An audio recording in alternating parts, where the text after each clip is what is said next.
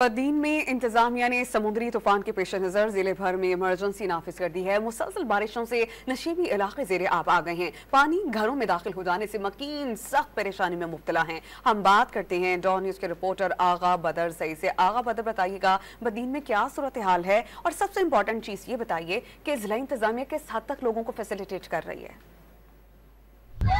जी बिल्कुल, जिला बदीन में गुज़िश्ता 4 रोज से होने वाली तूफानी बारिशों के बाद जिले भर के जो नशीबी इलाके हैं वो ज़ेरे आब हैं। मैं आपको बताता चलूँ कि गुज़िश्ता 4 रोज से जो होने वाली बारिश थी उसके के बायस जो है जो शहरी इलाकों की सड़कें गली मोहल्ले जो हैं वो इस वक्त भी ज़ेरे आब हैं। जबकि शहरियों का कहना है कि इंतजामिया की जानिब से इससे कोई भी इंतजाम नहीं किए गए जिससे इस पानी का अखराज हो सके। जबकि शहरियों के घरों में पानी दाखिल होने से शहरियों का लाखों रुपए की मिल्कियत का सामान भी जो है पानी में बहकर तबाह हो गया है, जिसके बाद उन्हें मजीद परेशानी का सामना करना पड़ रहा है। मैं आपको यहाँ ये बताता चलूँ कि महकमा मौसमात की जानिब से मुमकिन समुद्री तूफान की पेशगोई की गई है, जबकि जिला इंतजामिया की जानिब से जिले भर में इमरजेंसी नाफिज कर दी गई है। जबकि जिला इंतजामिया का कहना है कि जो साहिली इलाकों के मकीन है उन्हें रिलीफ फराहम किया जा रहा है, जबकि जो सरकारी इदारे थे उनकी छुट्टियां मनसूख कर दी है और हाई अलर्ट जारी कर दिया गया है।